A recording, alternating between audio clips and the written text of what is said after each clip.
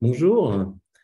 Bonjour, bienvenue à cette conférence sur les études supérieures en art, en design et cinéma, en France et à l'étranger, pour vous montrer un petit peu les différents parcours de ces formations artistiques. Je me présente rapidement, je m'appelle Lionel Dax, je suis directeur des études de Prépart à Paris. Et je suis accompagné par une ancienne étudiante qui aussi fait des cours de formation de portfolio à Paris. Voilà, je lui laisse la parole. Elle s'appelle Tiffany Silve. Bonjour à tous. Donc, en effet, je m'appelle Tiffany Silve. Je suis une ancienne étudiante de Prépart. Il y a déjà 8 ans. Aujourd'hui, je suis diplômée de l'ENSI, l'École nationale supérieure de création industrielle, donc une école de design. Et donc, j'enseigne à côté, donc je suis freelance en design, et j'enseigne à côté, à Prépart, tout ce qui est logiciel, donc InDesign, Photoshop, Illustrator, pour pouvoir gérer au mieux les portfolios. Voilà. Alors, on va commencer cette conférence et elle est un peu en deux parties. La première partie, ça va être de vous parler des études supérieures en art et en design et en cinéma, les différentes formations que l'on retrouve en France et à l'étranger. Donc là, je vous ai préparé un petit tableau qui permet de se rendre compte un petit peu de ce qui se passe en France et des différentes formations possibles.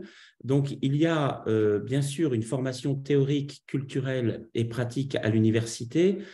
La formation théorique, c'est Histoire de l'art. Donc là, c'est ce que vous voyez en bleu marine. Et une formation en art plastique que vous avez aussi à l'université, qui est plus pratique, même s'il y a aussi beaucoup de cours de théorie. Donc, pour cette formation, donc elle dépend du ministère de l'enseignement supérieur et de la recherche. Et donc, pour cette formation, il n'y a pas forcément de sélectivité. Faut passer par Parcoursup, il y a juste une lettre à fournir et voilà, vous êtes potentiellement, voilà, vous pouvez facilement intégrer ces formations. Il n'y a pas de prérequis de dessin ni de culture pour entrer dans ces formations de l'université. Ça forme essentiellement des étudiants à peut-être devenir après enseignants en art plastique au collège et au lycée. Et puis, voilà, donc on est dans une formation plutôt théorique et liée à l'enseignement. Il n'y a pas de très grands ateliers, en tout cas, ça ne tourne pas autour d'une production artistique on peut devenir plasticien, bien sûr, mais voilà, on n'est pas dans cette dimension qu'on va retrouver après dans les écoles du ministère de la Culture. Ensuite, vous avez les écoles du ministère de l'Éducation nationale. Donc, il y a plusieurs formations, là, sur tout le territoire en France. Donc, on appelle ça les DNMAD. Donc, c'est les diplômes nationaux des métiers d'art et de design. On entrera un petit peu dans le vif du sujet tout à l'heure. Alors, à Paris, il y en a 4 qui sont des écoles nationales. Ce sont toutes des écoles nationales. Donc, vous pouvez les choisir sur vos vœux Parcoursup ou que vous soyez sur le territoire, et même si vous êtes à l'étranger, bien sûr, et que vous êtes français. Donc, vous avez la possibilité de postuler. Par contre, là, pour ces formations, il y a un prérequis que vous devez avoir, c'est-à-dire il faut faire un portfolio de 10 pages. Voilà. Et ce portfolio doit concerner essentiellement la formation ou les mentions que vous allez choisir. Alors, parmi les mentions, vous avez design graphique, vous avez design d'objets, espace, scénographie. Voilà, vous avez 14 mentions. On pourra les détailler si vous voulez tout à l'heure. C'est une formation qui se fait en 3 ans, comme à l'université, donc avec un niveau de licence. Et vous pouvez poursuivre après avec un niveau master, avec un diplôme supérieur d'art appliqué. Ce sont des écoles plutôt tournées justement vers l'art appliqué, vers le design, vers l'illustration, vers l'animation, voilà, vers tout ce qui est effectivement artistique. Mais il faut savoir une chose, comme on est dans l'éducation nationale, il y a 50% des DNMAD, enfin 50% dans la formation des DNMAD, vous avez comment dire, Des cours des cours, encore. voilà, des cours qui dépendent déjà un petit peu du lycée, c'est-à-dire des cours d'anglais, des cours d'histoire, des cours de philosophie, parfois des cours de maths selon certaines voilà, filières.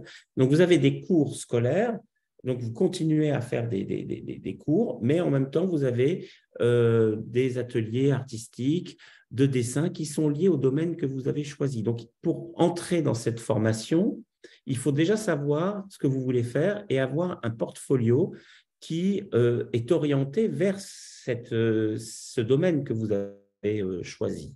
Donc, ça nécessite quand même déjà d'avoir fait un parcours de réflexion. Autre chose importante à savoir, bien sûr, maintenant, tout passe par Parcoursup, mais pour ces filières, et notamment certaines grandes écoles, notamment à Paris, il faut avoir, vous allez être recruté d'abord, d'abord pratiquement pour l'ensemble, parce qu'il n'y a pas de deuxième tour pour les DNMAD, vous êtes recruté sur dossier.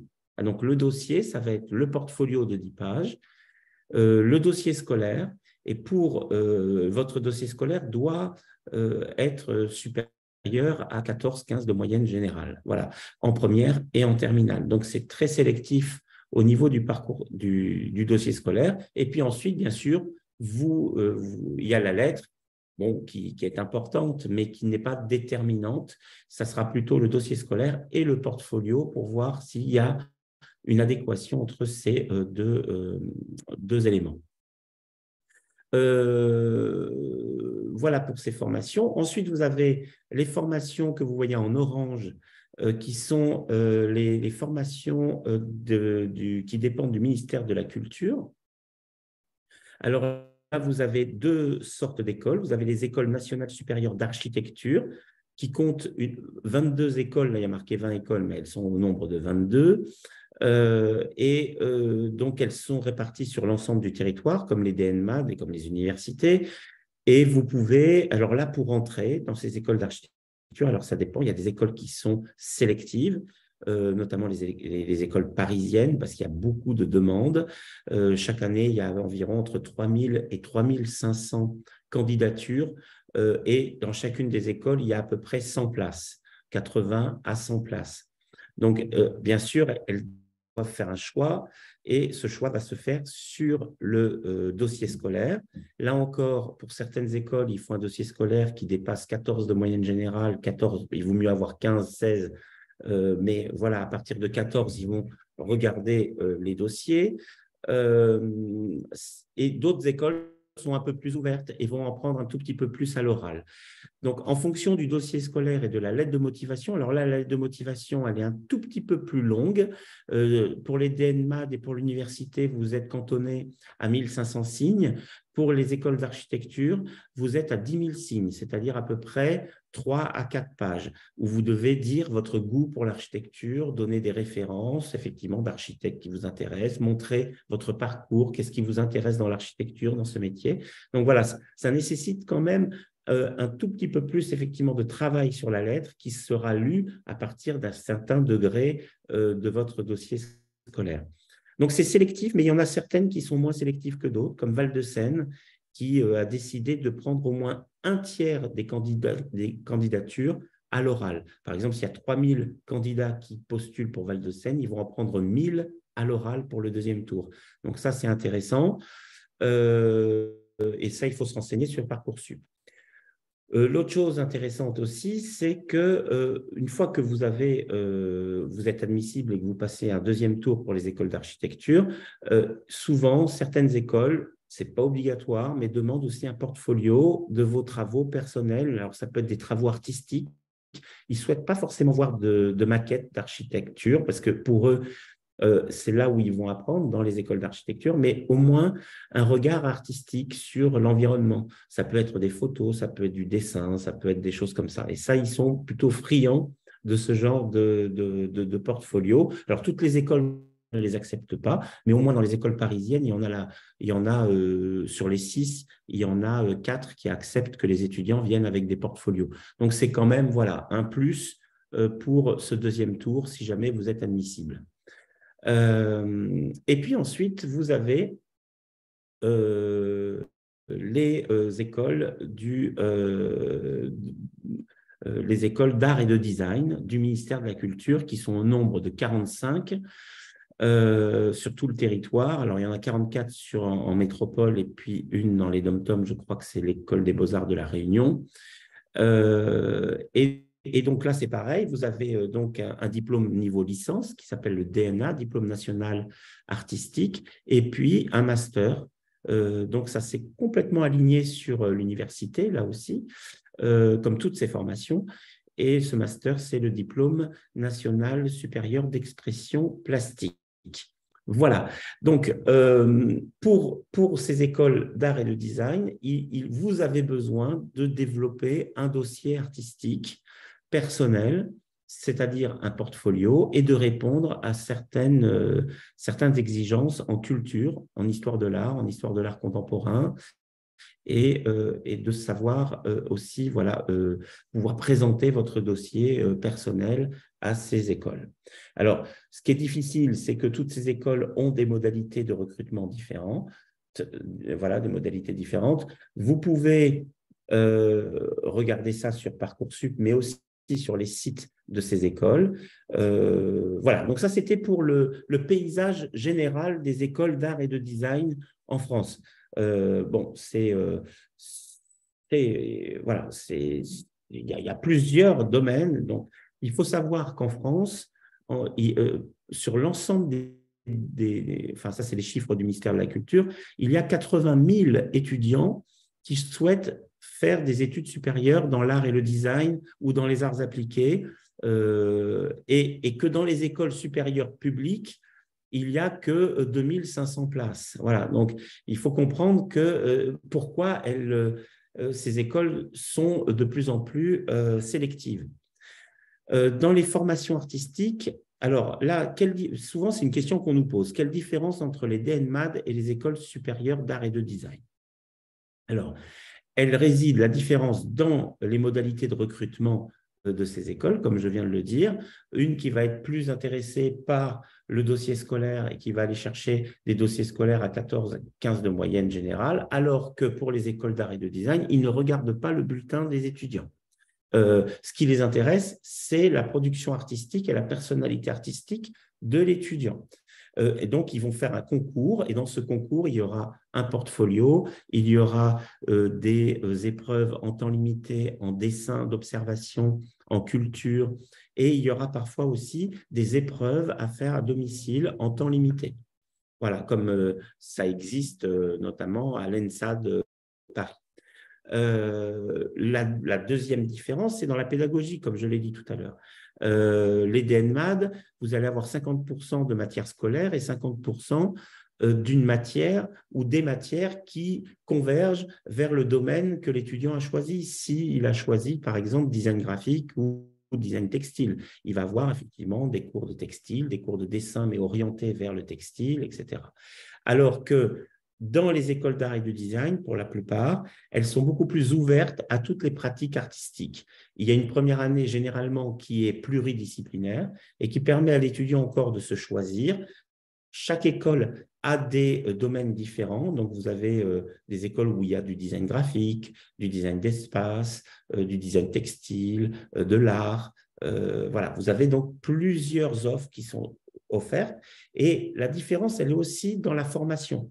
C'est-à-dire que les DNMAT vont créer plutôt des bons techniciens dans les domaines qu'ils ont choisis, des techniciens de qualité, etc., alors que les écoles d'art et de design vont leur permettre de développer des savoir-faire dans plusieurs domaines artistiques et qui vont leur permettre plus tard d'être des créatifs et des directeurs artistiques en art ou en design.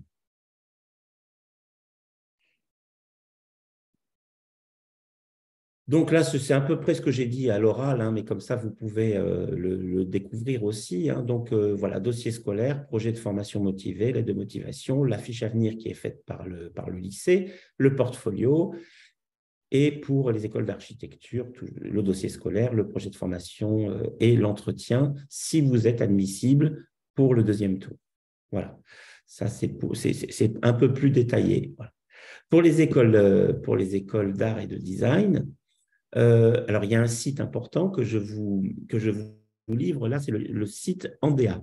ANDEA, c'est l'Association nationale des écoles d'art. Et donc, vous avez la géographie de toutes les écoles qui sont présentes sur l'ensemble du territoire. Vous voyez qu'il y a certaines écoles qui sont liées entre elles parce qu'elles ont formé un groupement d'écoles pour grouper aussi les concours et les modalités de concours, comme par exemple Cherbourg et Caen, comme Le Havre, Rouen, comme Le Mans, Angers et Tours, comme Poitiers, Angoulême. Voilà. Donc, il y a des regroupements d'écoles pour faciliter effectivement les modalités de recrutement de ces écoles. Donc, les modalités de concours, c'est portfolio, dossier personnel, épreuve à domicile, dessin ou épreuve de créativité en temps limité, épreuve de culture. Et ensuite, dans un dernier temps, vous avez un oral du dossier artistique qui peut aller de 10 minutes à 30 minutes. Parfois même, dans certaines écoles étrangères, c'est 1 heure. Hein, voilà, comme à Eindhoven. Justement, parlons des écoles à l'étranger. Les écoles à l'étranger d'art et de design, c'est un peu différent qu'en France. C'est un cursus qui est calqué essentiellement autour c'est proche de l'université. Hein, souvent, les écoles d'art sont liées à une université, notamment à Londres et aux Pays-Bas, dans certains. Mais voilà, ce sont aussi des écoles qui ont des formations très spécifiques parce que là, vous rentrez directement dès la première année dans une formation liée à un domaine artistique. Donc, si vous choisissez design d'objets, vous rentrez dans design d'objets. Si vous choisissez animation, vous allez rentrer dans une formation d'animation. Si vous choisissez photographie, peinture, vous rentrez directement dans ce domaine et vous allez suivre une formation dans ce domaine. Les modalités de concours, c'est à peu près les mêmes que les écoles d'art et de design en France. Il y a un portfolio, il y a des épreuves à domicile. Voilà. Alors, nous à Prépart, on prépare les écoles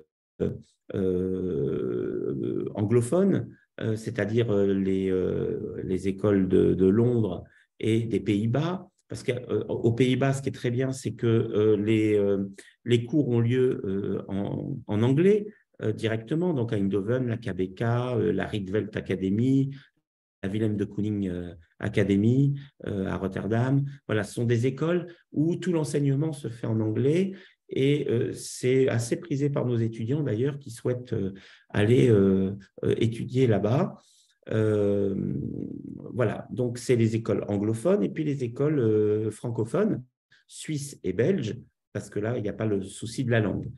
Pour les autres écoles européennes, que ce soit en Italie, en Allemagne ou en Espagne, pour tenter ces écoles-là, il faut être bilingue dans la langue. Voilà, donc chaque année, on a des étudiants qui sont bilingues et souhaitent passer ces écoles-là, mais voilà, ils savent que l'enseignement se fera en allemand, en italien et en espagnol s'ils choisissent par exemple les Beaux-Arts de Barcelone. Voilà. Mais pour toutes ces formations, ce qui est intéressant, c'est qu'on rentre directement dans un domaine. Mais il faut, là encore, c'est comme les DNMAD, il faut savoir quel domaine vous intéresse au préalable. Alors ça, ce sont des informations sur les candidats étrangers. Donc, tous les étudiants étrangers peuvent passer des concours des écoles françaises. Pour vous inscrire dans l'enseignement supérieur français, voilà, bon, les conditions d'accès, donc, alors, attendez, parce que je suis, voilà, hop, je ne vois plus, là. Voilà. Donc là, vous pouvez lire un petit peu voilà, ce que j'ai noté. Donc, selon votre pays de résidence, votre diplôme, voilà, il faut voir vraiment les conditions d'accès pour, si vous êtes étranger, pour pouvoir s'inscrire dans les différentes écoles.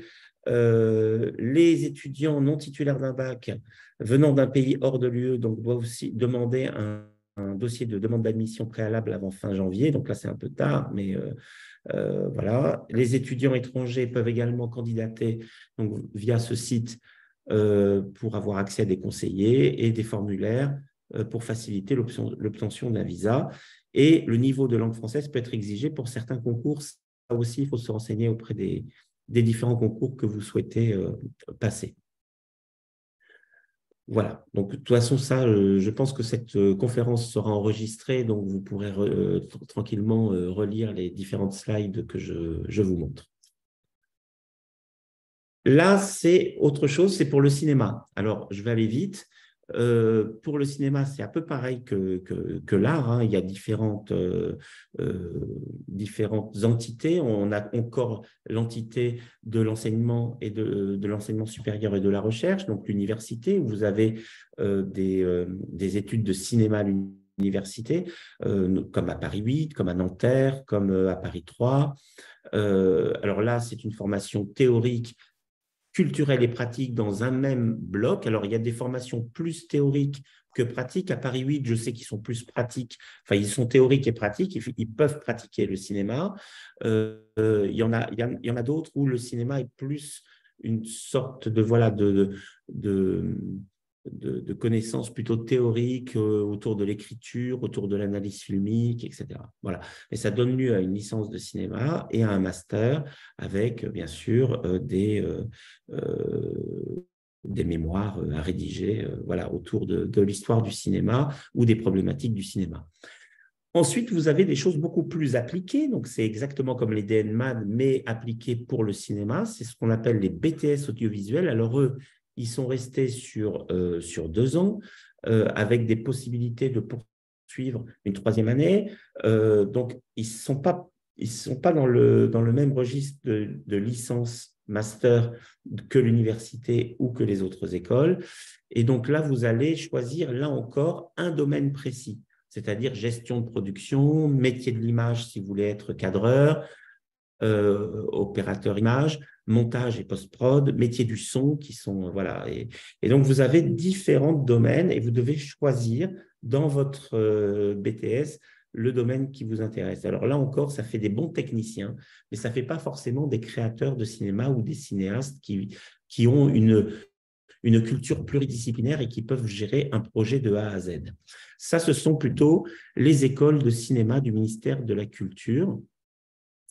Alors, et dans ces écoles-là, il y a aussi des écoles étrangères qui permettent à nos études, qui permettent effectivement d'avoir une bonne formation.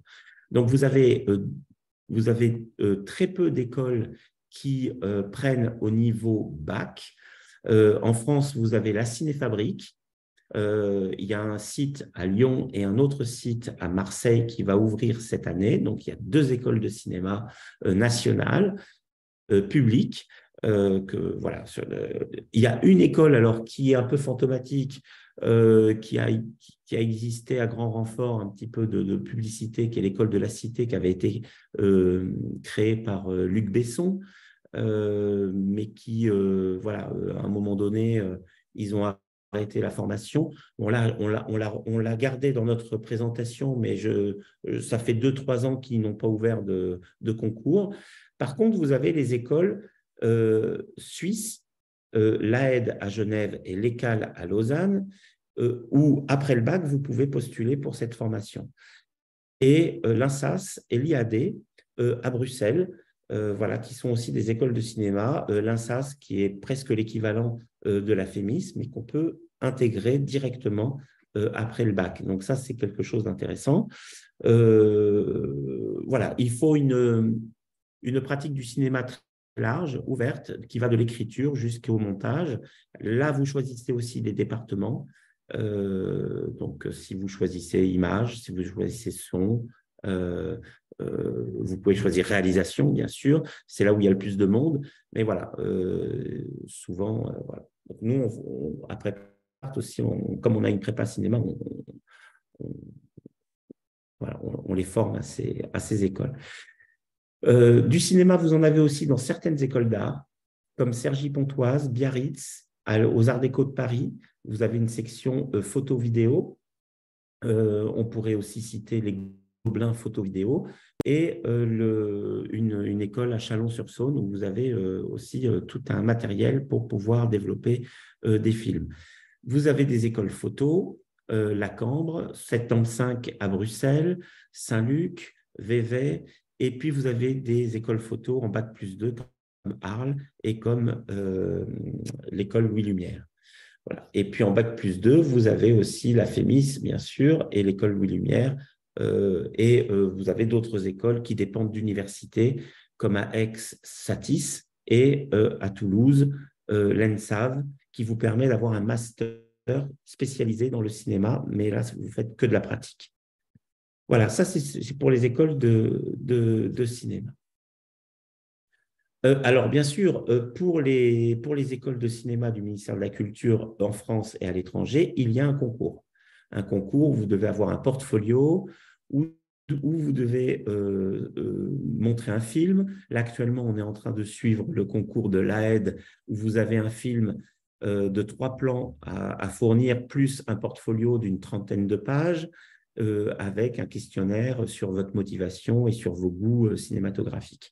Voilà, c'est à peu près ça qu'ils le font pour le premier tour. Et dans un deuxième tour, s'ils sont pris, ils vont avoir une analyse filmique en direct à faire et un oral de 20 minutes où ils vont devoir présenter leur dossier. Voilà, alors ça, c'est une slide pour ouvrir un petit peu à tous les débouchés et tous les métiers qui sont liés aux formations artistiques en art et en design. En art design, vous avez architecte d'intérieur, designer d'espace, architecte DPLG si vous avez fait archi, scénographe, designer graphique, directeur artistique, artiste plasticien si vous avez fait plutôt les beaux-arts, illustrateur pour la presse, l'édition, la publicité, réalisateur de clips vidéo, de jeux vidéo, de films d'animation, de fiction, de documentaires, designer textile, designer vêtements. Voilà. Et en cinéma, réalisateur, cadreur, chef opérateur, ingénieur son, monteur, régisseur, distributeur, script. Enfin voilà, vous avez tous ces métiers. Ça me semble voilà, intéressant de les avoir aussi en tête. Voilà. Je ne sais pas si tu veux dire quelque chose, Tiffany. Oui, je voulais peut-être rebondir un peu par rapport à ces débouchés et ces métiers. Donc, il faut savoir que, en effet, là, comme vous avez vu, il y a énormément d'écoles, il y a énormément de domaines. Donc, on ne sait pas trop souvent qu'est-ce qu'on veut faire. Donc, bon, là, il y a un peu des listes, on va dire, selon les domaines, qu'est-ce que ça amène comme genre de métier. Mais je voulais quand même inciter sur le fait que les écoles auxquelles prépare, c'est-à-dire les grandes écoles d'art et de design, celles du ministère de la Culture, sont assez ouvertes. C'est-à-dire que moi, en ayant fait donc 2 écoles de design, une première école qui est l'ESSEC de Reims, donc une école d'art et de design à Reims, qui est une ville en France. J'ai eu une première licence, donc un DNSEP. Un DNA, ouais, un DNA. Ah oui, pardon, un Oui. DNA, un diplôme national d'art, option design d'objets et espace. Donc en fait, selon les écoles aussi, ce qui est intéressant, c'est qu'on va avoir des formations qui sont du design, mais qui sont objets et espace. D'autres qui vont être plutôt design culinaire et objets. Donc c'est ça qui est intéressant aussi, c'est d'avoir des informations sur quelles sont les écoles. Et ça, c'est vrai qu'on les a pas, enfin, quelles sont les écoles et surtout quels sont les domaines spécifiques à chaque école. Et ensuite, pour faire mon master, j'ai fait donc, ce que je vous disais, l'ENSI, qui est l'École nationale supérieure de création industrielle, où là, c'est vraiment de la création industrielle. Mais tout ça pour vous dire qu'au final, en étant designer aujourd'hui, je fais de la je fais de la scénographie, je fais du design graphique, je fais de la photographie, je fais de la vidéo, je fais énormément de choses parce que justement, dans ces écoles, on nous apprend à avoir différentes techniques, on nous apprend à toucher à tout et à créer son propre univers avec les différents outils qu'on a à portée de main. Voilà. Oui, et c'est très polyvalent comme formation, hein, ouais, comme tu le dis. Alors, peut-être que c'est le moment peut-être de vous présenter un petit peu ce que nous on fait. On pourra répondre à vos questions à la fin, parce que je vois pas mal de questions passer. Est-ce qu'on peut entrer dans une école d'architecture en n'ayant pas fait de maths? Alors, c'est vrai que les écoles d'architecture, certaines écoles d'architecture aiment bien effectivement d'avoir des spécialités scientifiques, que ça soit maths, que ça soit sciences physiques, mais il y a aussi des écoles qui restent très ouvertes et plutôt en province et qui s'ouvrent aussi à des profils qui ne sont pas que scientifiques. Hein, qui sont aussi portés sur les sciences humaines. Si vous avez fait histoire géopo, par exemple, ça peut intéresser une école d'archi. Alors, voilà, les plus sélectifs vont prendre effectivement des étudiants qui ont fait maths ou qui ont fait sciences physiques parce que voilà, ils forment aussi à des ingénieurs. Mais voilà, il y a d'autres écoles, mais ça, il faut regarder aussi sur Parcoursup, notamment, par exemple, je pense à l'école de Clermont-Ferrand, l'école de Val-de-Seine aussi, qui est très ouverte sur des profils qui n'ont pas fait que des sciences. Voilà, donc ça, c'est important que vous tentiez votre chance aussi. Voilà. Alors, je vais vous présenter très rapidement Prépart. Donc, il faut savoir que Prépart, c'est une école qui existe depuis 38 ans, qui, en fait, a été créée à un moment où l'entrée dans les écoles d'art et de design était de plus en plus sélective et qu'il fallait, on estimait qu'il fallait avoir une année pour pouvoir se découvrir les domaines artistiques qui pouvaient intéresser les étudiants parce qu'ils n'avaient pas accès à cette connaissance-là. Ils n'avaient pas accès aussi à la connaissance en histoire des arts, notamment l'histoire de l'art moderne et contemporain, qui n'était pas dispensée dans les lycées, à part ceux qui avaient choisi une option histoire de l'art. Voilà, donc il y avait tout un savoir qui était lié à un prérequis et qui nécessitait du temps pour savoir qu'est-ce qu'on voulait faire plus tard dans ces différentes formations très diverses et variées. Et Prépart s'est créé comme ça. Entre-temps, il y a eu aussi des prépas publics qui se sont créés. Alors, il y en a à peu près une vingtaine. Ça fait à peu près 700 places sur l'ensemble du territoire français. Il faut savoir qu'il y a à peu près environ 3000 étudiants qui sont intéressés par une prépa pour pouvoir se découvrir chaque année. Donc, bien sûr, les prépas publics, 700 places, ce n'est pas suffisant pour tous ceux qui veulent faire des prépas. Et donc, Prépart est la seule prépa privée qui est en un an pour préparer les étudiants à entrer dans un cycle supérieur public. Donc, en fait, en réalité, ce qu'on fait, nous, c'est en un an, on va aider un étudiant à développer sa personnalité artistique, son dossier, pour pouvoir aussi lui donner des conseils à l'orientation, pour qu'il puisse bien choisir quelle école va lui convenir, parce que toutes les écoles ont des identités différentes, comme l'a dit Tiffany. Il y a des écoles qui vont faire du design, d'autres du design d'espace, d'autres du design graphique, et donc il faut les choisir aussi en fonction de ce qui est censé vous intéresser. Et pour ça, pour se découvrir, eh ben ça met peut-être du temps. Et cette année de prépa est une année de maturation du projet artistique et qui permet aux étudiants, bien sûr, de se découvrir. Il faut savoir aussi une chose, c'est que alors les prépas publiques, certaines prépas publiques, vous pouvez avoir comment dire, coordonnées sur Andea, c'est APPEA, hein, voilà, c'est le domaine des APPEA. Mais il faut savoir une chose, c'est que comme il y a peu de place, elles sont très sélectives. Et donc, elles demandent parfois soit une épreuve à domicile, comme par exemple à Issy-les-Moulineaux à Paris, avec souvent un portfolio qui est demandé. Donc, il faut déjà avoir un portfolio et ils prennent très peu de personnes. Je crois qu'à Issy-les-Moulineaux, il y a 2 classes, ils vont prendre 50 personnes. À la Via Ferrata, qui est plutôt la prépa publique des Beaux-Arts, ils ont 2 classes aussi, ils ont 50 personnes. Voilà. Et puis, il y en a d'autres où il y a juste une classe de 25. Et donc, ça montre que c'est difficile parfois d'y rentrer et ils sont aussi, de leur côté, très sélectifs et demandent des portfolios.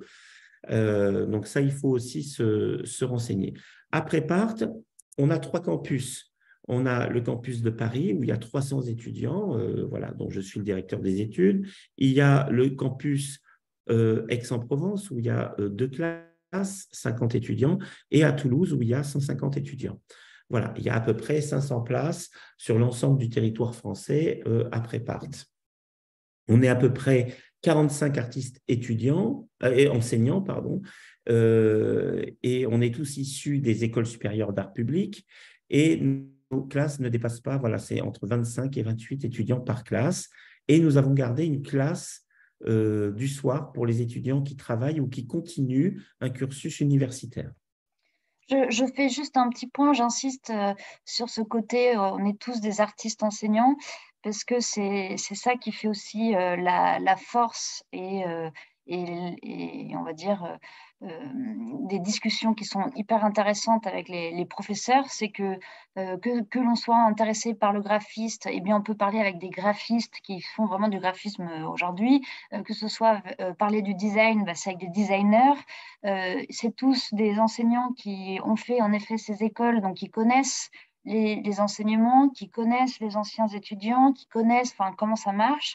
Et donc, en fait, on est hyper bien non seulement guidé sur notre orientation, mais aussi sur nos projets personnels. On a vraiment un suivi et puis une possibilité de discuter et de faire grandir un peu nos idées beaucoup plus simplement que quand on parle avec des gens qui ne savent pas ce que c'est vraiment ces métiers. Alors, pourquoi faire une prépa? Alors, c'est une question qu'on peut se poser aussi. Alors, il faut bien distinguer aussi quelles sont les différentes prépas. Là, j'ai parlé des prépas publiques. Dans les prépas publiques, il y a des bonnes prépas publiques, il y en a qui sont moins bonnes. Donc là aussi, il faut regarder les résultats. Dans les prépas privées, il n'y en a qu'une comme nous qui est indépendante de tout cycle supérieur. On n'est pas une prépa intégrée. On est une prépa pour aider en un an nos étudiants à avoir un concours. L'année dernière, on a eu 95% de réussite, c'est-à-dire qu'il y a eu 95% de nos étudiants qui ont passé un concours, qui ont eu au moins un concours de leur choix, voilà, et qui correspondait à ce qu'ils voulaient dans la formation supérieure. Donc ça, voilà, depuis 10 ans, on est à plus de 90%. Et c'est notre objectif chaque année, parce que chaque année, on a de nouveaux étudiants qui viennent pour une année avec nous, pour développer leur dossier, pour choisir aussi l'orientation artistique qu'ils souhaitent avoir. S'ils n'en ont pas encore, ce n'est pas grave, parce que dans les écoles françaises, vous avez cette première année pluridisciplinaire où ils vont encore à pouvoir se décider. Ça a été le cas d'ailleurs, je pense, de Tiffany, parce que à la fin de l'année de prépa, elle ne savait pas trop si elle hésitait entre art et design. Je ne sais pas si tu veux évoquer ce… Oui, en effet. Donc moi, j'étais dans la classe d'ailleurs de Lionel, qui m'a suivie tout au long de l'année. Et c'est vrai qu'à la fin de la prépa, j'hésitais encore entre art ou design. Donc, il m'a conseillé de passer des écoles qui, justement, permettaient d'avoir encore une année pour encore toucher à tout et décider la deuxième année si je me dirigeais enfin vers le design ou plutôt vers des études de plasticien. Voilà. Donc, c'est vrai qu'il faut surtout pas je pense, se lancer dans un domaine parce qu'en fait, on évolue, on change et puis on a à tout moment la possibilité de prolonger et de se décider un peu plus tard. Oui, parce que je pense que toi, ta vocation pour le design, elle est venue beaucoup plus tard. Au départ, tu voulais faire de l'art et tu ne savais pas Exactement. trop ce que tu voulais faire. Enfin, ton parcours prouve que voilà, tout d'un coup, voilà, le design, c'est ouvert à toi. Alors d'ailleurs, mon parcours, moi je suis franco-mexicaine. J'ai fait mes études au lycée franco-mexicain donc à Mexico. Et c'est vrai que quand je suis arrivée en France et que je me suis intéressée aux écoles d'art, de faire des études d'art, je ne connaissais absolument aucune école. Donc moi, la première école comme ça que je connaissais, c'était les Beaux-Arts de Paris. Donc c'est vrai que je suis arrivée à Prépart quand j'ai su qu'il y avait cette possibilité de faire un an, de découvrir, de toucher à tout, de construire un portfolio, c'est-à-dire ce dossier artistique personnel. Moi, j'avais quelques dessins, j'avais pas grand-chose. Pour rentrer aux Beaux-Arts, de toute façon, ça aurait pas été, j'aurais même pas pu. J'avais absolument très peu de choses et pas du tout des choses qui vraiment commençaient à montrer un univers. Et donc moi, vraiment, je connaissais que les beaux-arts, donc je voulais être artiste plasticienne, mais un peu par dépit, c'est-à-dire sans connaissance des autres domaines, sans connaissance des autres possibilités d'école. Et c'est après, donc en connaissant par la suite, en faisant des projets et puis en discutant avec les professeurs et autres, que le design est apparu comme une possibilité. Donc ça a été en effet assez tardif dans l'année. Et même justement après, je me suis encore laissé le temps de vraiment me décider si c'était art ou design. Donc oui, en effet. Donc là, vous avez tous les arguments pour voir que l'une prépa peut être utile. Le fait que ces écoles sont de plus en plus sélectives et demandent de plus en plus de prérequis, et même certaines prépas publiques, vu le peu de places qu'elles offrent, alors que chez nous, on n'a pas de prérequis. Hein. C'est un étudiant qui ne s'est pas encore dessiné ou qui n'a pas encore de culture, nous, on va lui apporter ça durant toute l'année. C'est-à-dire qu'on va lui donner tous les prérequis nécessaires pour qu'ils puissent passer tous ces concours. On aide les étudiants à son suivi du dossier artistique personnel. Il y a des ateliers de culture, des ateliers de dessin, des ateliers de production, design, graphisme, peinture, sculpture, dessin artistique. Et il y a surtout un tuteur. Chaque classe a un tuteur qui permet de suivre individuellement les travaux des étudiants et aussi de l'aider à choisir les bonnes écoles en fonction de sa personnalité et de son dossier. En même temps, tout ça est une façon de faire émerger des personnalités artistiques parce que nous avons formé depuis 38 ans plus de 8000 étudiants qui sont devenus depuis des artistes confirmés. Alors, on fait des rencontres, on a une galerie où on expose nos anciens étudiants. Voilà, donc tout ça fait partie d'un tout. On suit nos anciens étudiants. Parfois, certains deviennent des enseignants dans l'école. Voilà, donc ça, c'est très important voilà. Et cette prépa aide aussi à faire ça, c'est-à-dire à forger, à, à être une sorte de catalyseur des personnalités artistiques qu'il y a en chacun de nous. Et vous ne pouvez pas savoir comment la différence qui vraiment se voit à vue de nez entre quand on arrive à la prépa, les premiers instants, on sait pas, parfois on sait dessiner, mais voilà, pas, on n'a pas vraiment de technique, on n'a pas vraiment de personnalité dans notre dessin, on est un peu timide et autres. Et en fait, au bout de quelques mois, le fait de mélanger à différents domaines, d'avoir des cours d'histoire de l'art et donc d'avoir vraiment une culture qui commence à être assez, assez conséquente, on progresse énormément et la différence entre le début et la fin est juste complètement dingue. Là, je vous ai mis très rapidement, mais en fait, il vaut mieux que vous demandiez la brochure de l'école parce que dans la brochure de l'école, vous avez tout. Vous avez le programme pédagogique qui est détaillé, qui est rédigé. Voilà. Ce qu'il faut savoir, c'est que le tuteur suit l'ensemble d'une classe du début jusqu'à la fin, jusqu'à l'obtention d'un résultat, et que l'année est découpée en 3 temps. Le premier temps, tout le monde va toucher à tout. C'est ce qu'on appelle l'apprentissage et l'ouverture. Ensuite, vous avez, alors ça va à peu près de septembre à fin novembre. Et puis après, vous avez une phase 2 où là, l'étudiant va s'orienter, va choisir des concours, mais va aussi réaliser son dossier artistique. Ça va à peu près de décembre jusqu'à fin mars. Et puis après, on y est là, c'est-à-dire c'est le choix et c'est le passage des concours. Donc, c'est la phase 3, c'est de avril, mars, avril, mai, même juin. Voilà, il y a encore quelques concours. Voilà, on est dans une… Là, on aide l'étudiant à développer son dossier et à passer les concours avec des jurys blancs, avec un entraînement à l'oral, un entraînement sur les épreuves à faire en temps limité.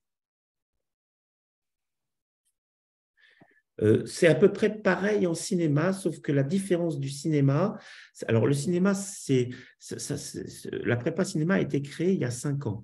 Donc, c'est plus jeune comme projet. On a 2 classes en cinéma. On a une classe ciné 1 et ciné 2. On a 2 années parce que on a pensé ces années pour qu'un étudiant puisse venir chez nous une première année pour préparer les concours post-bac et potentiellement faire une deuxième année. Et ces années étant validées par des ECTS européens, leur permettre, après la deuxième année, de passer des concours comme la FEMIS, Louis Lumière, Arles, qui sont des écoles qui se passent à Bac+2. Donc, un étudiant qui passe par Prépart et qui fait 2 années a l'équivalence d'un Bac+2 qui lui permet de passer tous ces concours. Voilà, mais globalement, c'est la même idée, c'est-à-dire c'est de développer un dossier personnel, de les ouvrir à tous les métiers du cinéma et surtout à la culture cinématographique, parce que c'est ce qui est demandé dans ces écoles publiques de cinéma, et de développer un dossier personnel pour pouvoir entrer dans ces écoles. Voici le tableau des résultats de l'année dernière. Alors ça, c'est les résultats des 3 campus. À Paris, on a fait 95%, mais les 3 campus, Paris, Toulouse et Aix, on est à 93% d'étudiants reçus. Et donc, vous avez, voilà, il y a eu 337 étudiants qui ont passé des concours. Et ils ont réussi 657 concours dans la totalité. Ça, c'est intéressant, ça veut dire qu'on est aussi une école transparente et chaque année, on publie nos résultats nominatifs. Vous voyez le nom des étudiants et les concours qu'ils ont passés, qu'ils ont eus sur notre site. Donc ça, je vous renvoie à notre site pour que vous puissiez aller voir de vous-même. Et donc, vous voyez qu'il y en a dans tous les domaines. En beaux-arts, 170, en graphisme, 140, en design d'objets, 127, en textile mode, 15, en architecture et espace, 58, en illustration, animation, 118. Voilà, donc vous avez à peu près tous les chiffres. Je réponds juste à une des questions. En effet, le cinéma et le cinéma d'animation, ça n'a rien à voir. On fait vraiment une distinction. Cinéma, c'est vraiment… Enfin, la préparation, la prépa cinéma, c'est vraiment pour être réalisateur, monteur, montage d'images, son, scénariste. Enfin, c'est vraiment derrière la caméra tous les métiers du cinéma. Cinéma d'animation, c'est vraiment du dessin. Oui. Sur, Du dessin ou de la photo, mais en tout cas, c'est ouais. dans le domaine artistique. C'est dans le domaine artistique. Donc, si vous voulez faire du cinéma d'animation, on sera plus dans la prépa artistique. Et le cinéma, ça sera vraiment prépa cinéma. Ouais.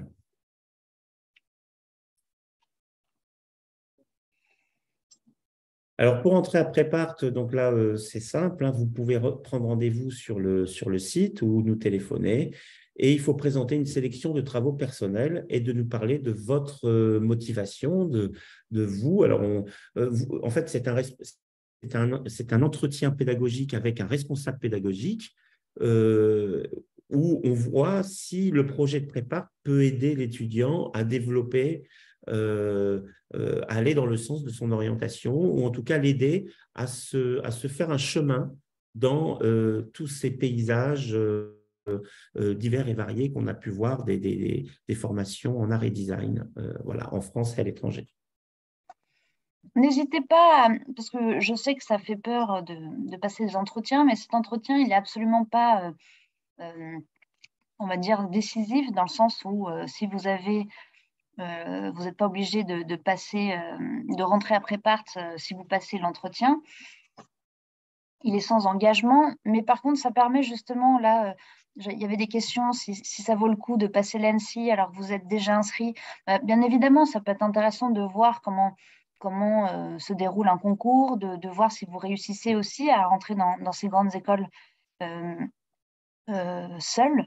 Mais, justement, ça, rien ne n'empêche d'avoir cet entretien, de discuter, de montrer aussi, c'est l'occasion de montrer ce qu'on fait, parce que généralement, à part des amis ou la famille, on ne montre pas. Donc là, c'est aussi une occasion de parler de ce qu'on fait.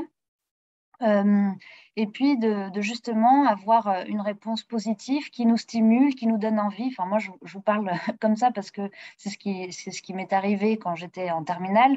Le fait d'avoir eu cet entretien, d'avoir montré ce que je faisais et d'avoir une réponse positive, et ben, ça soulage. Tout d'un coup, on a un peu voilà, une envie de poursuivre, de vite finir le bac, de l'avoir et de passer à autre chose, vraiment, c'est que du positif. Donc, voilà. Et c'est un entretien aussi, on donne beaucoup de conseils à l'orientation aussi au candidat, hein. On l'aide aussi, on lui donne des conseils pour son dossier, s'il veut passer des concours. Enfin voilà, c'est aussi c'est un moment d'échange. Et vous savez, à Prépart, on a une ligne, c'est-à-dire que si vous passez des concours d'art et de design public de votre côté, et que même si vous êtes inscrit chez nous, c'est une clause de désinscription totale, quoi. C'est-à-dire que voilà. Donc, Oui, bravo, vous avez réussi sans nous. vous avez réussi sans nous. Donc, Prépart existe aussi pour les étudiants qui n'ont pas eu le temps de se découvrir, de développer leur pratique artistique. Et c'est en cela que Prépart est une prépa aussi qui va dans le sens, même si on est payant et qu'on est privé, on va dans l'idée de l'égalité des chances, de donner les chances à tout le monde. Et on a beaucoup d'étudiants qui n'ont jamais vu une exposition, qui sont jamais venus à Paris, qui vivent dans l'espace périurbain, un peu éloigné de Paris. Et le fait de venir à Prépart, de découvrir la pratique, la culture, développer un dossier personnel, etc., tout d'un coup, ça les ouvre et ça leur permet enfin d'avoir accès à ces concours hyper élitistes. Et donc, on participe justement de cette diversité sociale et culturelle dans les écoles supérieures publiques. Et ça, c'est très important aussi de le savoir. Il y avait une question sur la pratique en cinéma. Il y a 50% de théorie, 50% de pratique, mais il y a presque plus de pratique que de théorie. Il y a dans la première année, le premier semestre, par exemple, ils doivent faire un film de fiction et ils doivent faire un film documentaire. Donc, ils ont ils ont de l'initiation à la mise en scène, des initiations à la gestion d'un tournage, à la prise de vue, au son, au mixage, à la post-production, au montage, à l'écriture d'un scénario. Ils font du storyboard. Ils ont aussi des modules artistiques. Enfin, de la pratique, ils en ont beaucoup pour développer leur dossier artistique. Parce qu'à la fin, il faut quand même faire un portfolio d'une vingtaine, voire entre 20 et 30 pages. Donc, ça nécessite quand même d'avoir beaucoup de production. Voilà, ça c'est pour entrer à Prépart. Je pense que durant la conférence, Julie Berthelon vous a répondu voilà, en direct sur les aides possibles. On a une bourse interne, il y a des financements extérieurs, on peut payer en plusieurs fois, on a des partenariats bancaires. Pour le logement aussi, on a des partenariats avec une résidence étudiante qui est juste à côté de l'école. Voilà, tout ça est aussi dans la plaquette, mais vous pouvez aussi nous appeler pour avoir plus de renseignements. Voilà. Alors, là, c'est la dernière partie. Alors, je sais que cette conférence vient à point nommé pour ceux qui doivent faire des choix sur Parcoursup, parce que la date limite, c'est le 9 mars. On est le 1er mars. Voilà. Mais nous avons aussi des événements à l'école. Alors là, ce n'est pas indiqué, mais le jeudi 9 mars, nous allons accueillir dans notre galerie qui s'appelle Le Passage l'exposition d'une ancienne étudiante qui s'appelle Aurélia Durand. Et donc, ça sera le vernissage le 9 mars de cette exposition. L'idée de cette galerie, c'est aussi de promouvoir nos anciens étudiants et de les mettre en lumière voilà, un instant et de faire rayonner leur pratique artistique. On fait aussi des ateliers ouverts, c'est-à-dire que ce sont des ateliers gratuits où des étudiants peuvent, enfin des lycéens peuvent s'inscrire, notamment les lycéens de terminale, pour pouvoir effectivement découvrir l'école et faire du dessin ou de la peinture. Alors là, le dernier atelier ouvert, il a lieu le samedi 11 mars et c'est du croquis modèle vivant. On fait aussi des portes ouvertes, donc on en a déjà fait 2, une en automne et une en février, en hiver. Et donc les portes ouvertes de printemps ont lieu le samedi 25 et dimanche 26. C'est une forme de festival. On appelle ça aussi en interne le festival Prépart. Il y aura des projections de films d'animation de nos étudiants et de cinéma. Il y aura des ateliers ouverts participatifs animés par nos enseignants avec aussi des étudiants de l'année en peinture, dessin. Et cette journée, notamment le samedi, se terminera par un défilé de mode par les étudiants de l'année qui ont suivi le module mode et textile. Il y a des portes ouvertes sur les 3 sites, à Paris, à Toulouse et à Aix. Et il faut regarder sur le site internet les dates des différentes écoles. On donne aussi durant ces journées des conseils à l'orientation. Là, il y aura des tables rondes avec des étudiants qui sont diplômés dans les différents secteurs et qui viendront voilà, vous parler d'orientation et des différents domaines. Voilà, il y aura des graphistes, des réalisateurs en cinéma d'animation, des architectes, et voilà. Et ce sera l'occasion de leur parler et de se projeter aussi dans l'avenir. Voilà. Alors pour ceux qui sont donc à l'étranger, n'hésitez pas à suivre en effet les comptes Instagram de Prépart. Donc il y a Prépart Paris sur Instagram et il y a aussi Le Passage qui est donc la galerie dont Lionel parlait. Il y a Prépart Aix et Prépart Toulouse aussi. Voilà, il y a Prépart Aix et Prépart Toulouse. Ça permet aussi de voir un peu la vie des étudiants. Il y a différentes, voilà, souvent des lives aussi qui peuvent voilà, vous montrer un peu, si vous ne pouvez pas venir sur Paris, vous montrer un peu la vie à l'école. Et ça, c'est chouette. Et surtout, pour demander un entretien, vu qu'on n'est pas sur Parcoursup, n'hésitez pas aussi à regarder sur le site internet, demander un entretien, et c'est possible de le faire en visio. Voilà, Oui. si jamais vous ne pouvez pas venir sur Paris, il y a la possibilité de le faire sur Skype, Zoom, Meet et tous les autres trucs qui existent aujourd'hui. Voilà. Mais ouais, n'hésitez pas à regarder et à nous suivre aussi régulièrement pour vous rendre compte. Voilà, on fait aussi des stages pendant les vacances scolaires. Donc, en avril et mai, enfin fin avril et début mai, c'est les vacances scolaires donc sur Paris. Il y aura les dates. Donc, c'est des stages d'orientation et alors des workshops. En fait, c'est c'est des ateliers de création sur un temps limité, mais qui sont orientés vers un domaine. Voilà.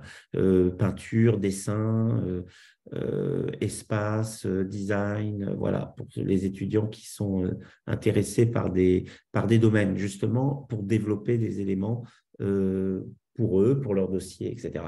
Pour ceux qui ne savent pas, les stages d'orientation sont assez intéressants parce qu'ils ont en une semaine ramassé un petit peu tout ce qui se fait dans l'école. Ils ont des cours de dessin, des cours de design, des cours de graphisme, etc., de peinture, de sculpture.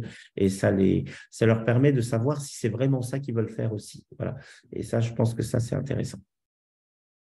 Voilà. Je vous mets donc en dernier lieu l'image de nos futures portes ouvertes d'automne.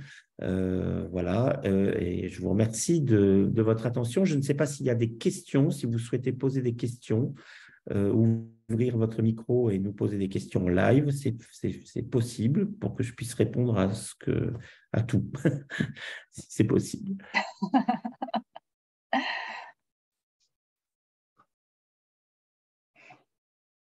Ouais, n'hésitez pas à mettre, à nous parler de vive voix. C'est sympa aussi. Est-ce qu'il y a des éléments sur lesquels je suis passé assez vite, peut-être sur les écoles supérieures, sur des questions que vous vous posez? Après, peut-être qu'on n'a pas fait au moment où comment se déroule une année à Prépart. On est passé assez rapidement parce que vous allez peut-être avoir la brochure et lire tranquillement. Mais c'est vrai qu'au début de l'année, on va un peu toucher à tout, ce qui va permettre, en fait, c'est là où on disait, de nous orienter petit à petit vers un domaine.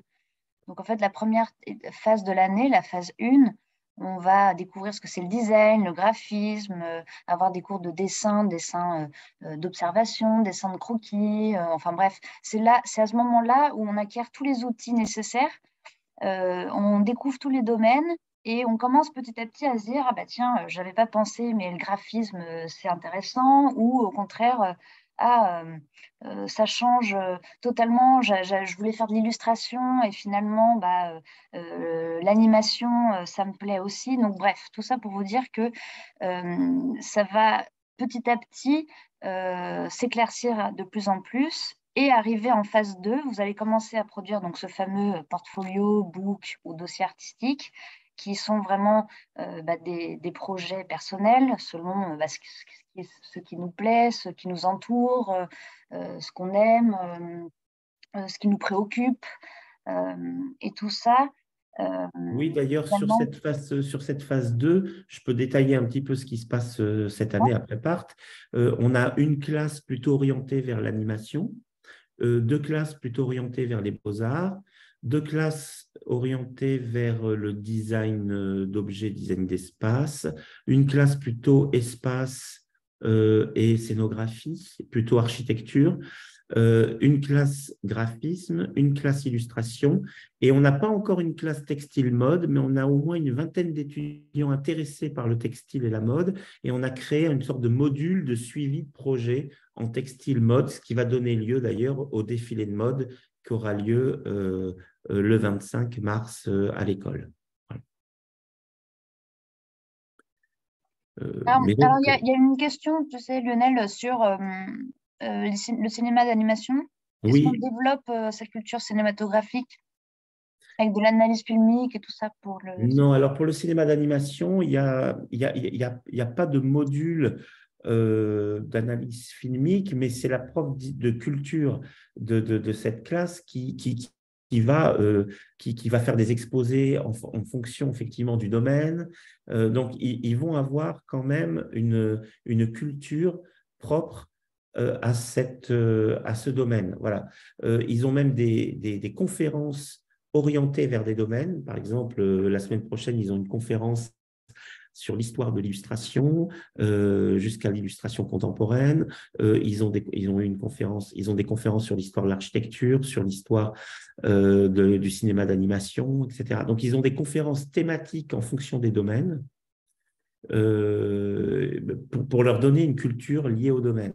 Voilà. Et chaque enseignant de chaque classe orienté vers ces domaines les aide justement à avoir cette culture du domaine. Mais il faut D'ailleurs, rester quand même très généraliste. d'ailleurs, Lionel, est-ce que tu peux aussi nous dire en effet que on n'a peut-être pas insisté sur le fait que on va dire l'histoire de l'art est très présent, donc qu'on va voir régulièrement beaucoup d'expositions aussi pour s'enrichir dans notre pratique et même d'un point de vue culture générale et culture artistique. Oui, ça fait très longtemps qu'on a axé ça, notamment pour le début de l'année. On appelle ça des ateliers de culture parce que pour nous, la culture, elle se pratique comme une pratique et on fait des visites dans les galeries, dans les expositions. Il y a des exposés sur les expositions temporaires. On les aide à analyser les images. Ils participent en cours. Quoi. Les étudiants, ils s'approprient la culture. Et c'est ça qui est intéressant. C'est-à-dire qu'il ne s'agit pas, dans ces concours, de réciter et d'apprendre par cœur tous les mouvements artistiques et culturels du monde entier. Il s'agit de développer et de s'approprier une culture personnelle que vous allez pouvoir défendre à l'oral et qui va aussi vous inspirer dans vos projets personnels.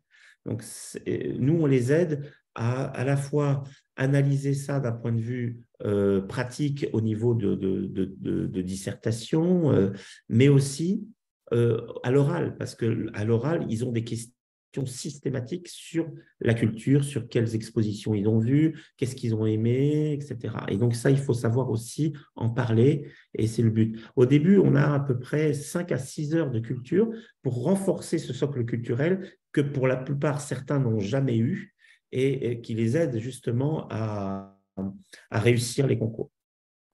Ouais. Et ce qui est chouette, c'est que c'est du cinéma, enfin, parfois on regarde des films, c'est vraiment tout type de culture artistique, quel que soit le domaine qui nous intéresse. Donc, c'est ça qui est aussi très important.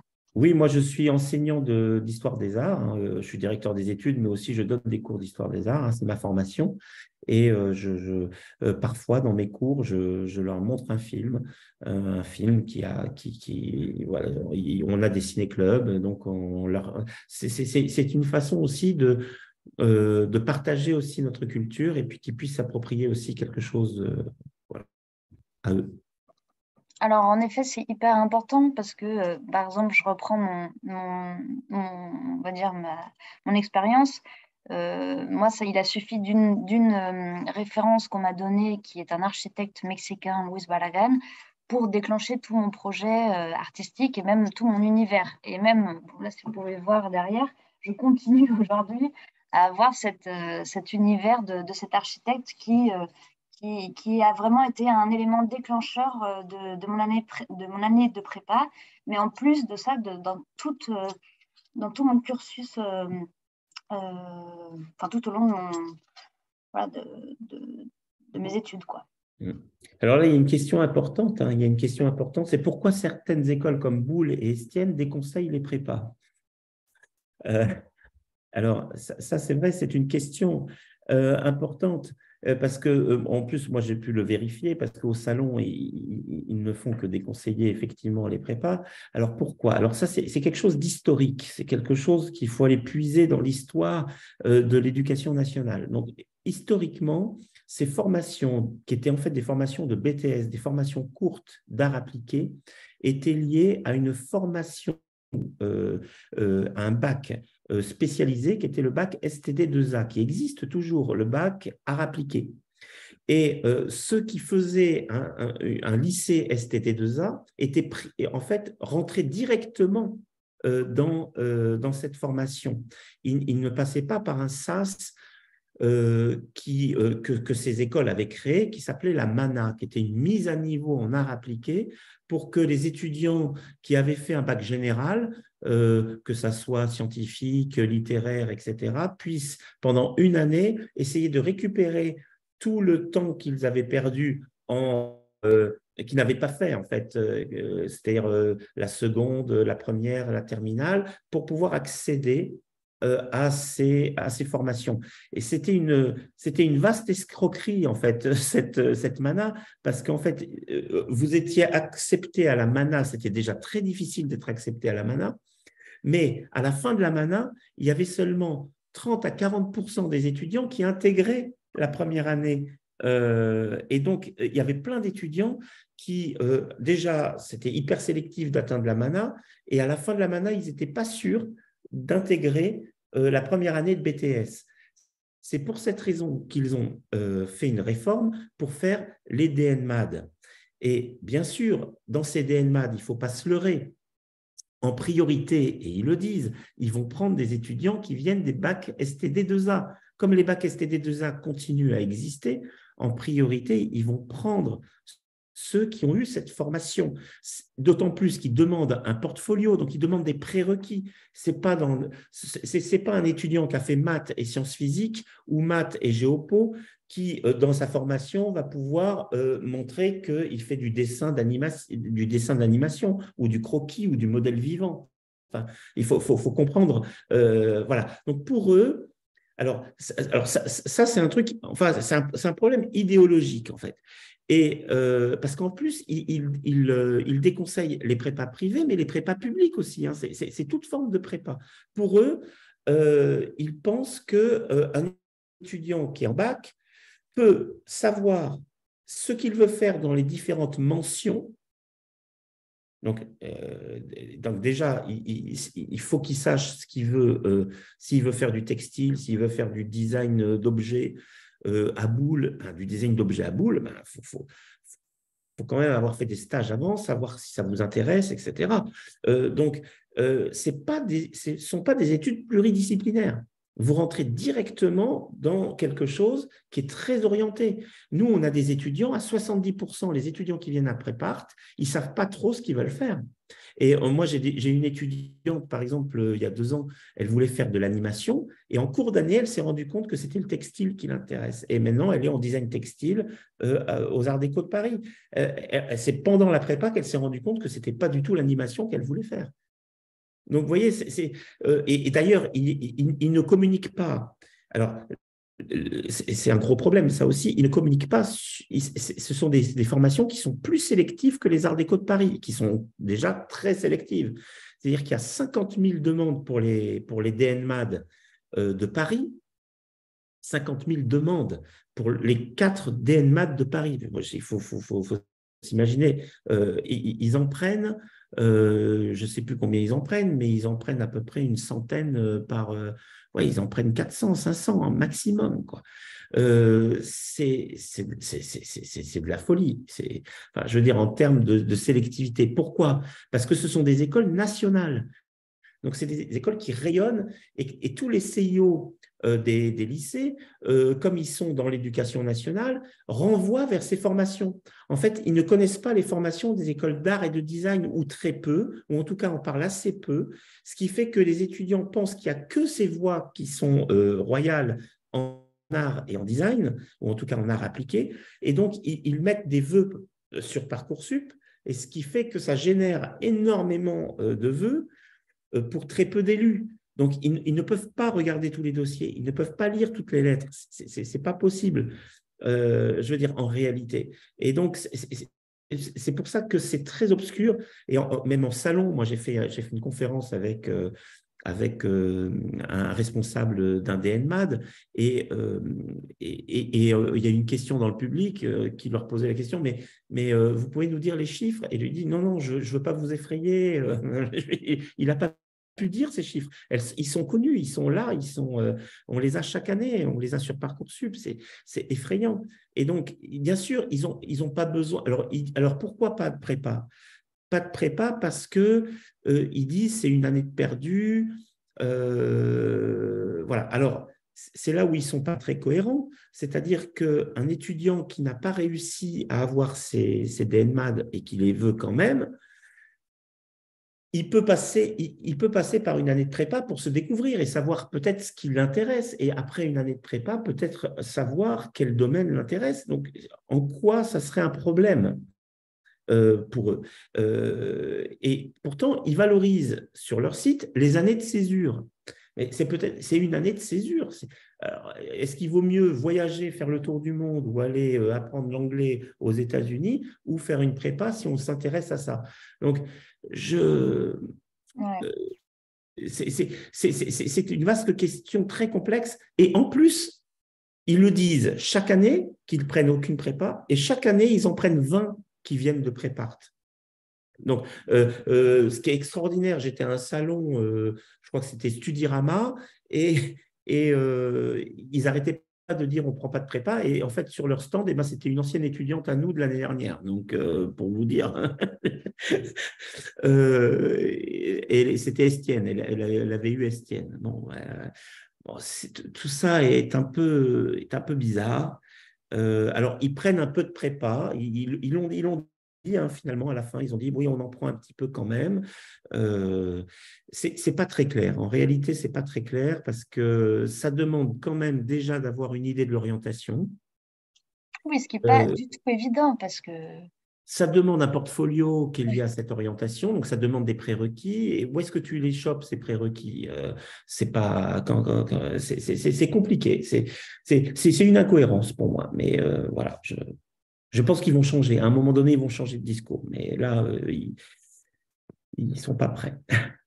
Ils ont tellement de demandes. Et c'est facile pour eux. Ils prennent les meilleurs dossiers. Voilà, c'est pas compliqué.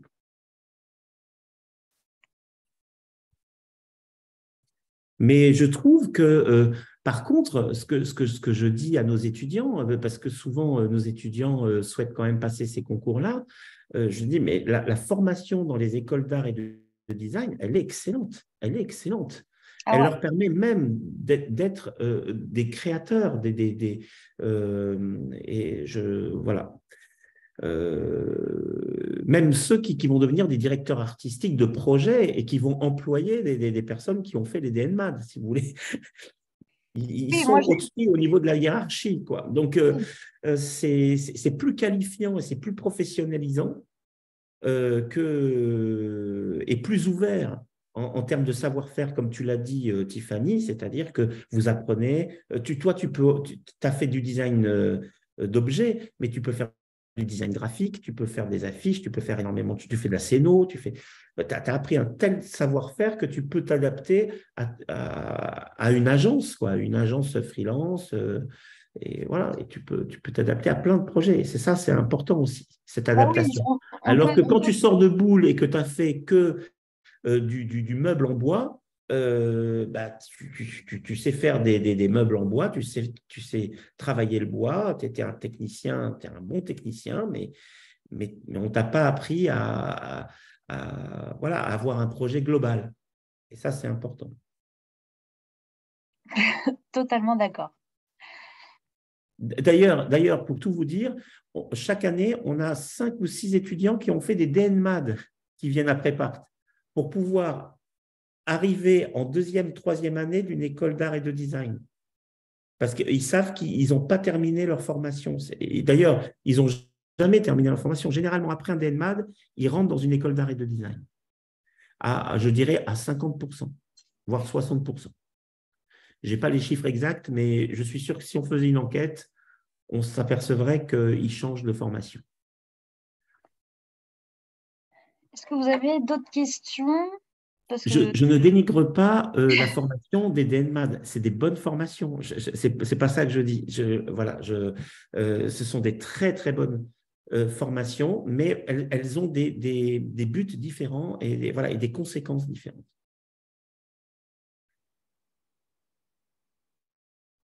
Qu'est-ce qu'il y a comme question? Avez-vous des étudiants qui ont intégré l'ESSI d'Angoulême ou Émile Cole? Oui, chaque année, on a des étudiants qui entrent à l'ESSI d'Angoulême et à Émile Cole. Alors, ça, c'est intéressant parce que Émile Cole est une école privée. Alors, on prépare aux écoles publiques, mais certaines écoles privées sont très sélectives parce que très demandées, comme Rubica, notamment dans le domaine de l'animation. Donc, Émile Cole, Méliès, voilà, c'est très difficile d'entrer. Il faut un portfolio de 20 à 30 pages avec énormément de dessins. Alors, je ne sais pas si vous avez regardé déjà les modalités de recrutement des Gobelins en animation, hein. C'est 80 pages de dessin. Donc, il y a 10 pages c'est que des dessins techniques. Bon, c'est dingue. Et bon, nous, on conseille de faire au moins une licence dans une école d'art pour pouvoir passer les Gobelins par la suite. Il faut un prérequis que même nous, en prépa, on n'arrive pas à générer, on arrive à générer un portfolio de 30 à 40 pages, mais 80 pages de dessin, c'est difficile. Voilà. C'est pour vous dire, il y a des modalités, il y a des sélectivités qui sont énormes, qui sont dans ce domaine. Et la aide. Alors, c'est quoi la question? Et pour la aide, il y a aussi plein d'étudiants. Ah, ben pour la aide, eh ben on est en plein dedans, la aide. Le concours de la aide, c'est maintenant. Donc, ce qu'on fait, c'est quand il y a des concours comme ça, on fait des préparations spécifiques. Donc, hier après-midi, on a fait une préparation spécifique, la aide, en mode, en graphisme, illustration et en cinéma. Voilà, et en design. Alors, c'est vrai que ça on n'en a pas parlé, mais c'est vachement.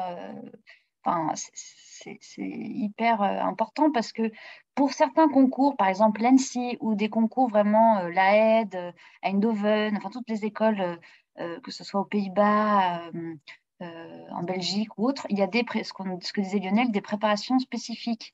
Et ça, en fait, c'est pour des concours qui sont vraiment uniques, spécifiques, à des dates aussi qui ne sont pas du tout les mêmes que les autres. Il y a une équipe d'enseignants qui va gérer le groupe d'étudiants qui veulent passer ces concours et on est suivi vraiment pour ce type d'école. Donc ça, c'est vraiment hyper bien. Tout à l'heure, il y avait quelqu'un qui voulait passer l'ENSI. Bah, pareil, l'ENSI, il y a vraiment une préparation spécifique pour l'ENSI parce que c'est compliqué comme concours, etc. Oui, on a des étudiants qui ont intégré l'MK, oui. Mais l'MK, c'est un concours très difficile aussi. C'est un concours en 3 temps. Il y a 3 tours. Il y a une épreuve de storyboard. C'est vraiment très professionnalisant. C'est une très bonne école. Mais oui, on en a. Alors, parfois, même pour intégrer la prépa à l'MK, parce qu'ils ont créé une prépa, c'est hyper sélectif, c'est hyper difficile. Mais voilà, chaque année, on en a un ou deux qui entrent à l'MK. Mais on en a peu qui le tentent, hein. On en a 5. Cette année, on en a 5 qui tentent l'MK. On en a très peu.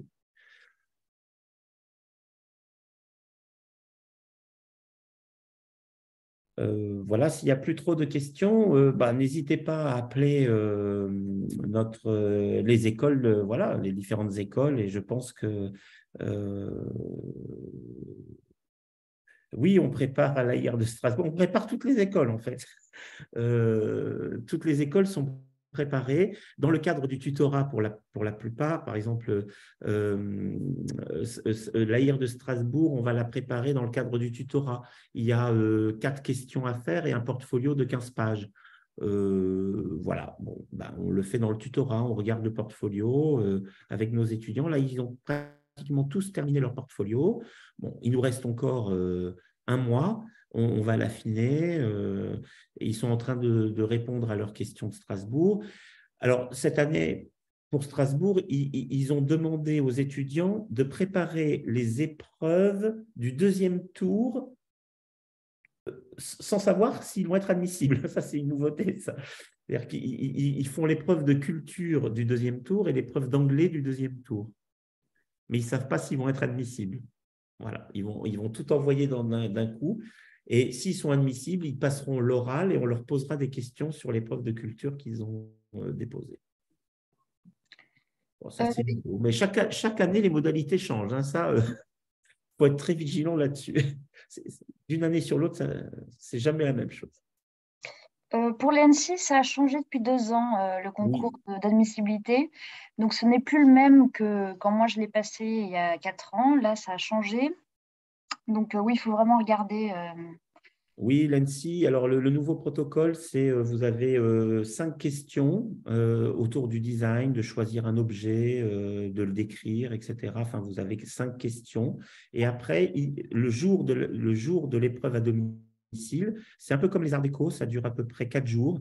Il dépose 2 images et 2 textes qui sont liés au design. 2 images liées au design ou à un problème contemporain et 2 textes très théorique sur le design. Et les étudiants doivent choisir un de ces 4 documents et d'après ce document, faire un projet de design. Voilà. C'est-à-dire partir du document et développer un projet sur un portfolio qui fait à peu près une dizaine de pages. Je crois une vingtaine de pages l'année dernière, je ne sais pas cette année. Je n'ai pas regardé précisément. Mais l'année dernière, c'était 20 pages voilà, en 4 jours. Ouais, non, c'est assez compliqué. Ouais. Mais ce qui est bien, c'est que vous savez, vous, dans les préparations, vous adaptez aussi aux différents changements des concours. Et ça ne change rien, justement, vous vous adaptez, d'après ce que je vois. Alors, il y a 2 questions qui n'ont pas eu de réponse. C'était la différence entre Prépart et les ateliers de Sèvres et savoir s'il fallait un bon niveau de dessin pour rentrer dans les écoles de beaux-arts et de design. Alors, en fait, ça dépend. Alors, la question du dessin, elle est récurrente, elle est compliquée.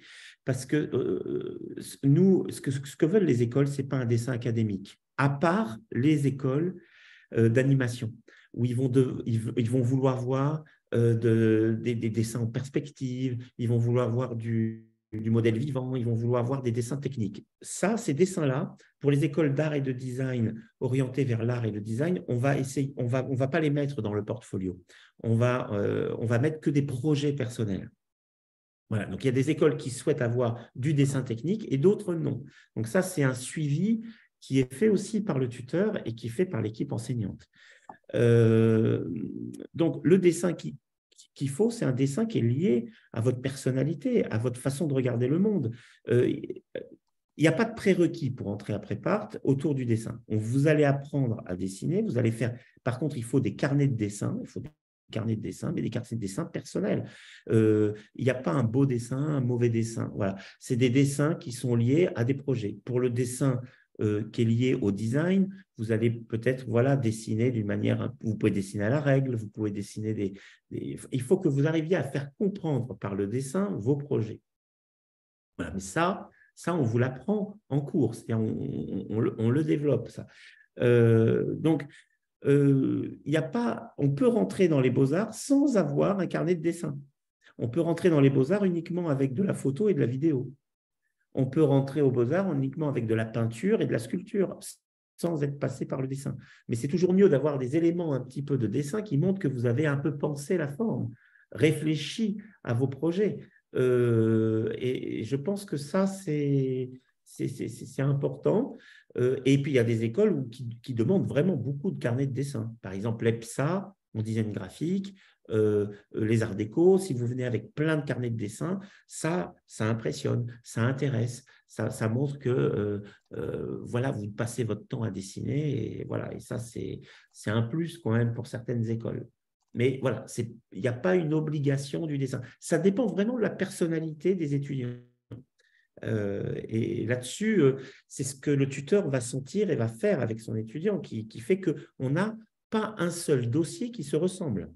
C'est ça, cet accompagnement individualisé permet justement que chacun trouve son compte et trouve aussi du plaisir à produire des éléments de son dossier. Après, la différence entre les ateliers de Sèvres et nous, mais c'est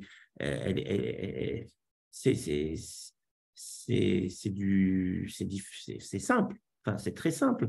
Les ateliers de Sèvres, c'était nos concurrents il y a 5 ans, mais maintenant, ça ne l'est plus parce qu'ils ont une prépa intégrée.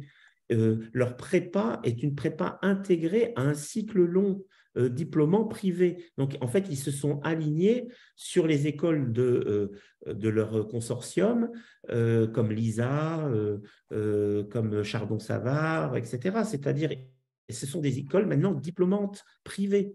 Donc, ils ont une première année qui est une prépa intégrée, et puis après, ils ont un cycle long en animation, parce qu'ils se sont spécialisés dans l'animation, et un cycle long en beaux-arts. Donc, voilà, ce sont des écoles où la première année, ben, l'idée, c'est que, bien sûr, ils vont les aider à passer des concours, mais moins que nous, parce que nous, c'est notre objectif, c'est notre seul objectif. Alors que eux, ben, il suffit de voir leurs résultats, hein. On n'est pas du tout sur la même courbe de résultats. Eux, ils ont, si on regarde bien leur effectif, ils sont plutôt sur du 50%, hein. Et puis, ils n'ont pas beaucoup. En fait, ils ont une classe ou voire 2 classes de prépa, art seulement, ouvert comme ça. Mais eux, ils cherchent à les garder sur un cycle long ou de les orienter vers leurs différentes écoles de mode, de graphisme comme Lisa, etc., etc. Donc, ce n'est pas la même philosophie. On n'est pas du tout dans le même registre. Voilà.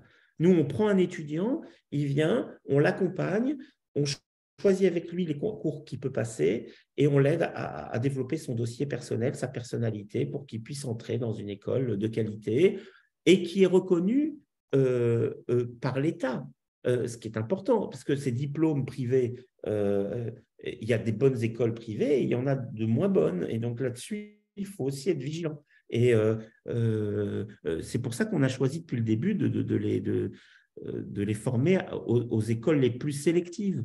Voilà, donc, Non, et bon, puis c'est vrai après, que, comme tu dis, Lionel, en fait, il y a tellement d'écoles, il y a tellement de domaines, il y a tellement de spécialités que c'est vrai que d'être suivi euh, par quelqu'un qui te connaît, qui voit ce que tu fais, qui connaît ton travail, qui sait, enfin, qui a compris comment tu travaillais et autres, et qui te dit, eh ben, tiens, cette école, eh bien, elle serait vachement intéressante pour toi. Enfin, vraiment, ça change tout d'être suivi par des gens qui, c'est leur métier, ils sont soit designers, ils sont soit graphistes, ils sont soit architectes, et qui en plus t'indiquent quelles sont les écoles qui pourraient être le plus adaptées à toi. Ça fait vraiment tout.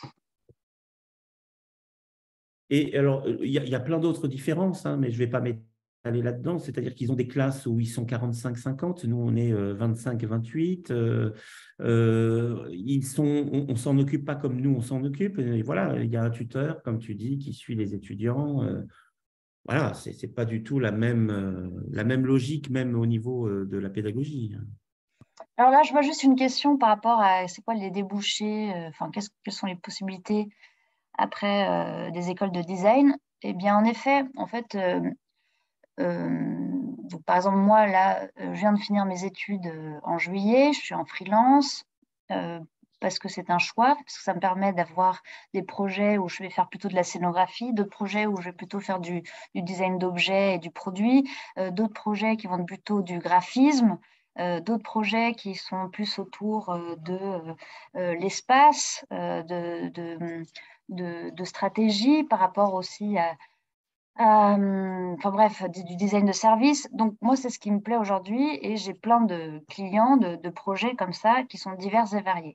Mais en effet, tu as d'autres étudiants qui, eux, sortent, qui adorent dessiner des prises électriques et qui vont s'orienter vers des entreprises comme Schneider ou d'autres entreprises Oui, très techniques.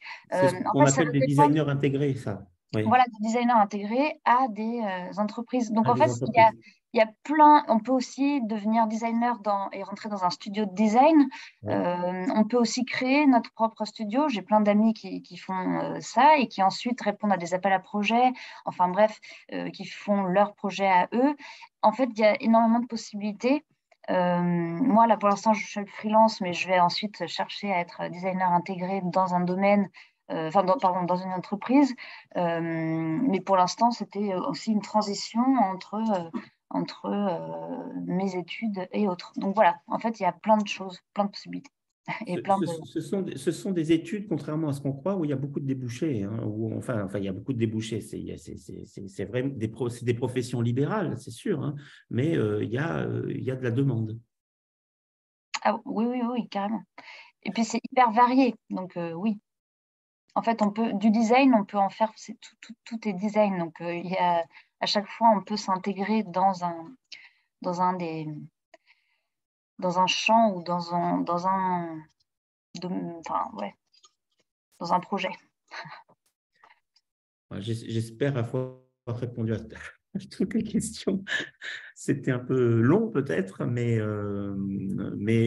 c'est vrai que c'est difficile de s'éclairer dans, dans toutes ces offres. Voilà. Et j'espère que tout le monde y aura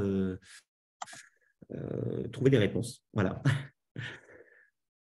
En tout cas, merci. Merci de votre attention et je pense que voilà, nous allons arrêter la conférence. Et puis, si jamais voilà, vous avez besoin d'autres renseignements, n'hésitez pas à nous appeler. Voilà. Merci N'hésitez beaucoup. pas non plus à demander des entretiens sur le site, par Skype et autres. C'est le moment. Merci beaucoup. Et nous enverrons à tout le monde un lien de retransmission de la vidéo dès demain. Bon, Julie, monte ta tête.